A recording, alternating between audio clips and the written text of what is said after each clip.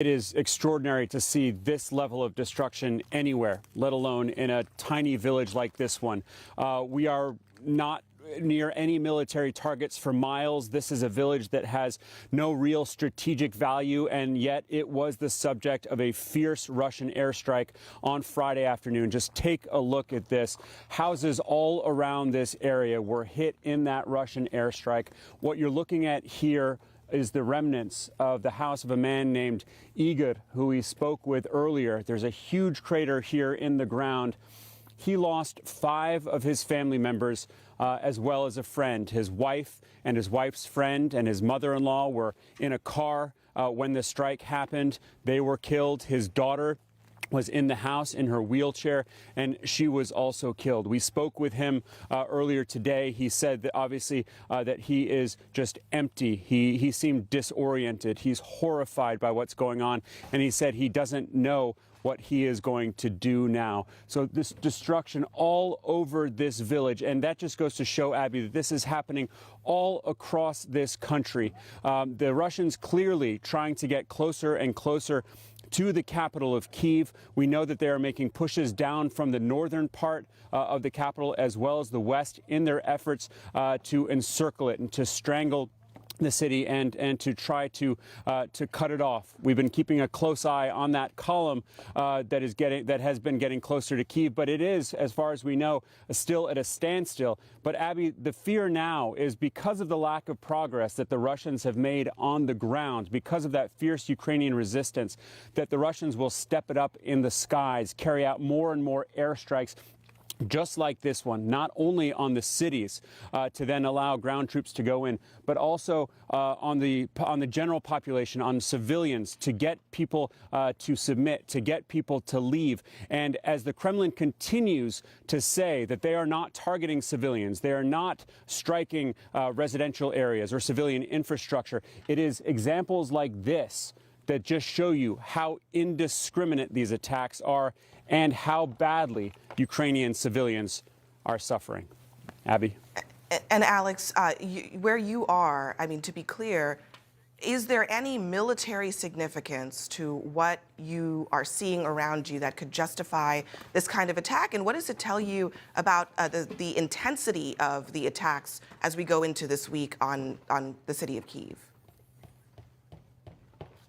It says 2 things, Abby. I think it says that it's completely random. We don't know where and when attacks are going to happen, and that they are indiscriminate.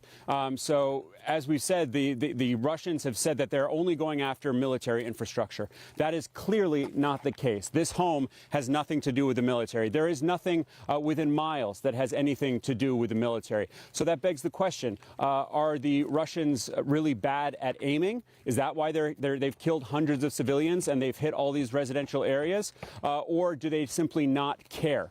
Is it that they are simply just trying to bomb the Ukrainian population into submission? And it looks more and more like that may be the case. Now, the Russians have said that they've agreed to allow people out through humanitarian corridors.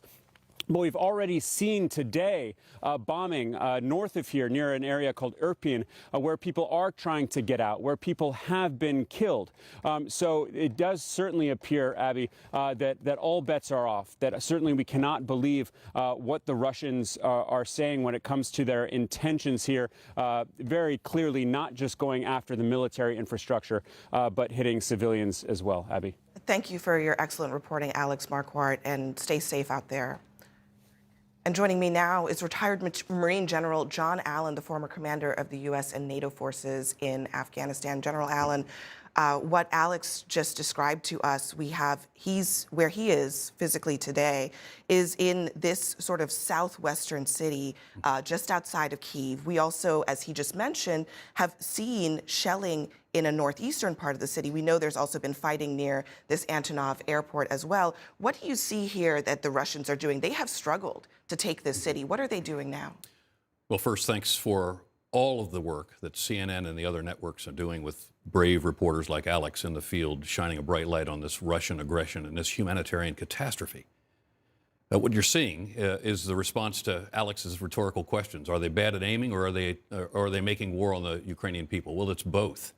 What we've discovered is that the Russian military is far less capable than we perhaps proposed or believed that they were. But they've also now shifted because of their limited capacity to take the objectives that they need to set themselves up ultimately for the westward encirclement of Kyiv.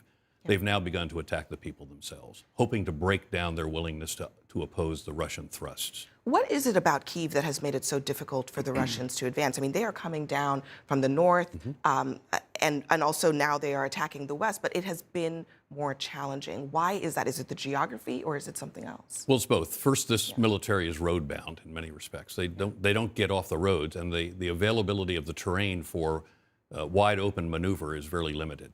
So they're on the roads, and that has created both a congestion on the roads. The logistics in supporting their columns has been poor, and they've taken casualties. The Ukrainian military has fought. The initial Russian thrust down that main axis towards Kyiv, which was the principal axis of the Russian advance in the entire country.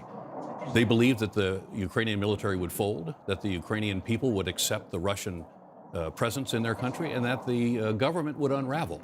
None of those things has happened. And with this, frankly, marginally capable military, they've had to resort to the Russian reflex, which is a lot of firepower to accomplish their objectives. And the cities in the south and parts of the east have already experienced that. Just to show our audience here, we have seen intense fighting in the cities of Kherson, of Mariupol. We know Kharkiv has been under siege. And as you heard in our intro to this block, they are talking about a lack of food, a lack of water, potentially a lack of electricity. Are these just simply war crimes that are being committed? And is this what we can expect to see as they try to finally take the city in the north, Kyiv? Well, the answer to your question is yes, these are war crimes. And there should be a long list of people who could be susceptible to indictment as a result of the war crimes that are being committed every single day against the Ukrainian people.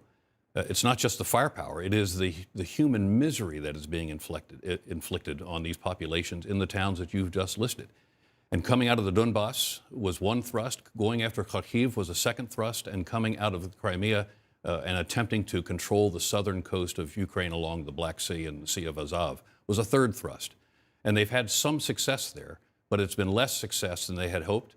And really, the success on the principal thrust against Kyiv has been held up because of the Ukrainian resistance. But they are going for the city of Odessa next. Yeah, I don't think there's any question of that. And Odessa is actually quite close to Moldova, potentially creating a major humanitarian crisis. You have President Zelensky saying to his people this morning they are coming for Odessa. What do you think is the significance of that city and the Russians potentially taking control? Well, it's one of the principal connections still into the Black Sea. And the fall of Odessa really isolates Ukraine from the Black Sea. And of course, it isolates the entire southern coast, if you will, of the Ukraine from the capacity for us to support them across the Black Sea. So it is part of the strangulation of the country, which is inherent to the campaign the Russians are waging.